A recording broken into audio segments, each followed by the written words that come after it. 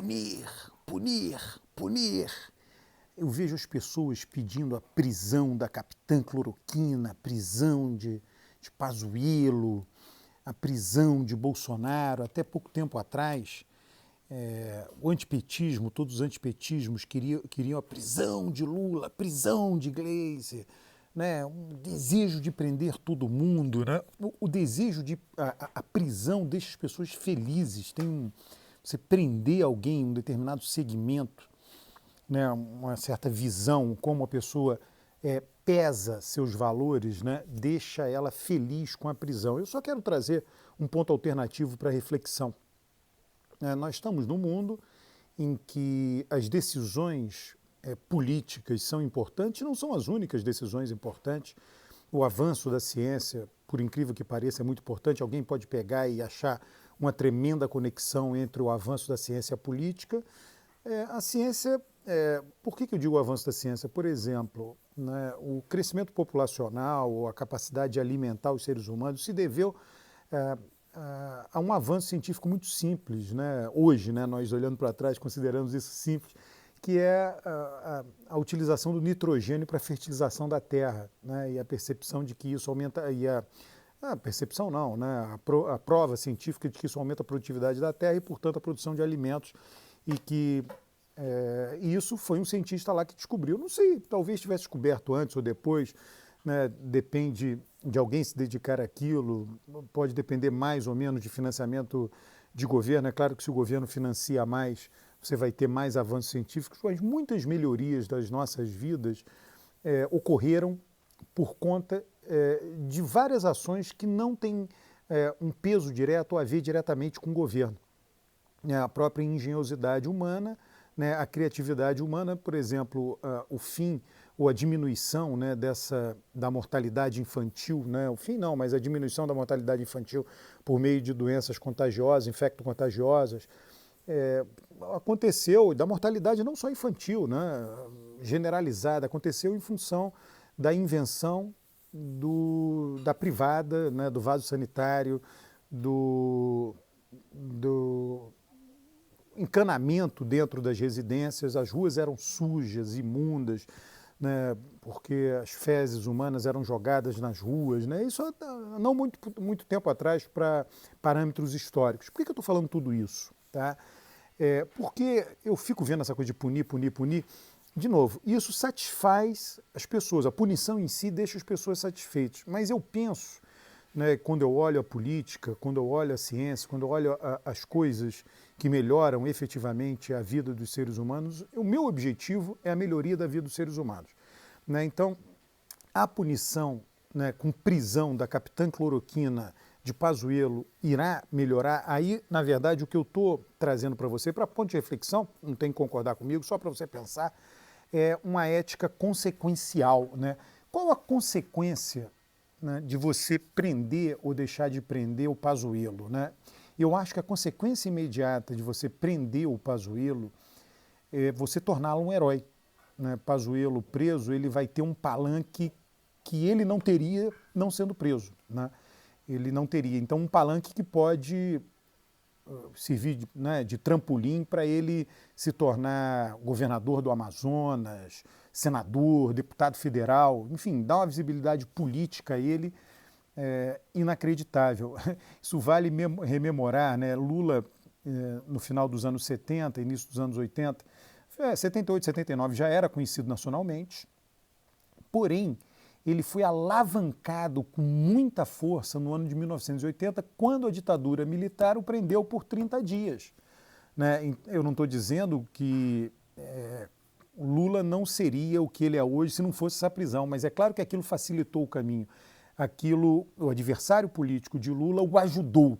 Né? Então eu fico pensando, né, refletindo em termos consequenciais, né, qual a consequência de você prender? A gente já sabe o lado. Não, tem que prender porque fez errado, são responsáveis pela morte absolutamente evitável de milhares de brasileiros.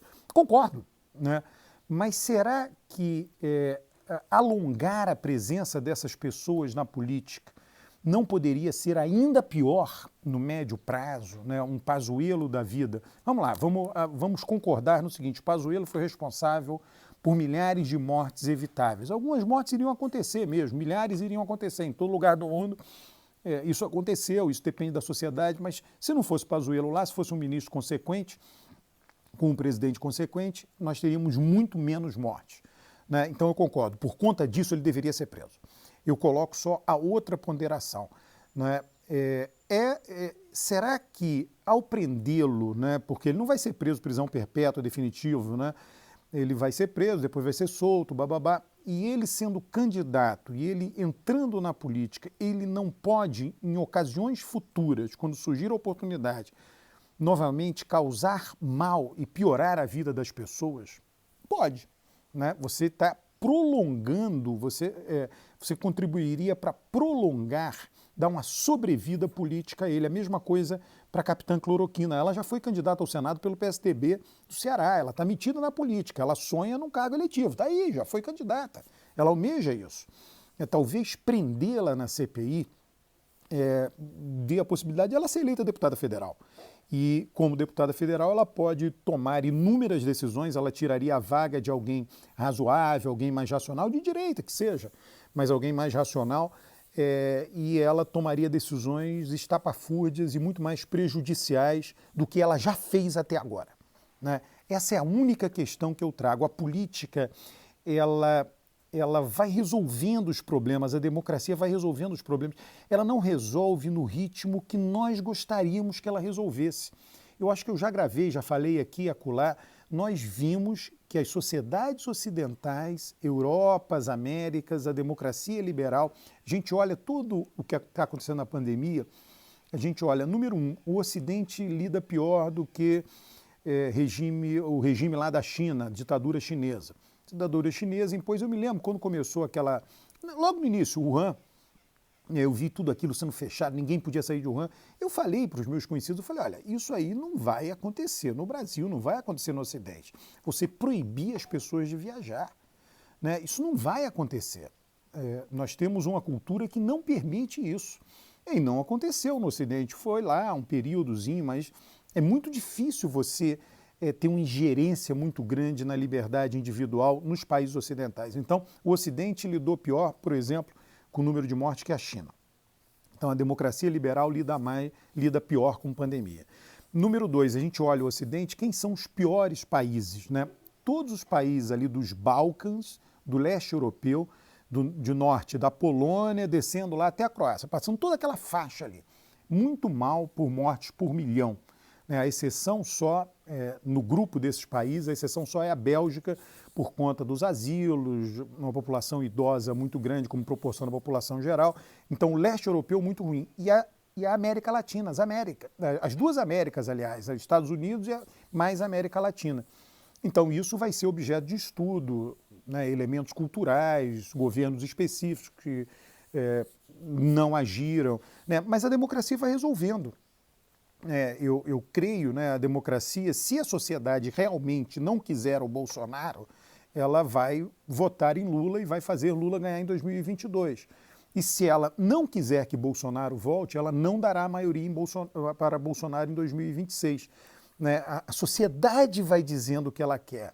Né? A democracia ela vai se depurando. Agora, é com lentidão. Aí você vai dizer, pô, Roberto, mas é um absurdo você estar falando, essa lentidão pode resultar na morte das pessoas.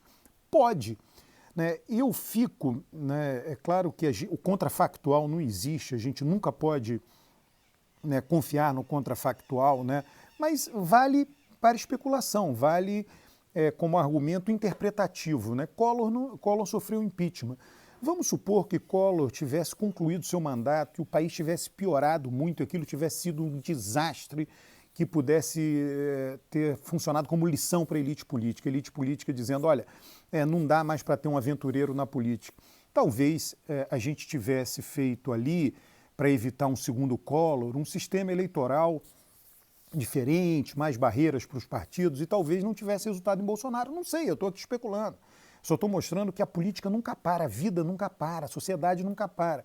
A gente está jogando o jogo agora, mas isso tem 5 anos, 10, 20, 30, 40, 50, 100 anos. Então, todo o processo de depuração de líderes, ele, para que assuma uma cara, não só uma cara, uma feição, mas para que tenha uma estrutura sustentável, ele precisa realmente permitir com que a democracia funcione a pleno vapor, né? E muitas vezes a gente tem que aceitar coisas que outros valores nossos, que é o valor de prender quem faz coisa errada, ainda mais quando isso resulta na morte das pessoas, é um outro conjunto de valores, eles estão em conflito, né? Se você põe acima o conjunto X, o conjunto prender a qualquer custo, porque resultou na morte das pessoas, você vai defender prender. Se você põe essa ética consequencial acima, você vai dizer, olha, alto lá, porque isso pode continuar resultando em morte no médio e longo prazo. Né, a consequencial, não, vamos fazer o impeachment do Collor, vamos fazer. Ah, não, se não tivesse feito, talvez não tivesse tido o Bolsonaro. Nunca saberemos. Eu só estou aqui trazendo um contrafactual para a gente refletir sobre a interatividade permanente da vida, da política e da sociedade. Um grande abraço, inscreva-se no canal, comente os vídeos, traga mais gente para esse canal que faz você refletir com sua própria cabeça.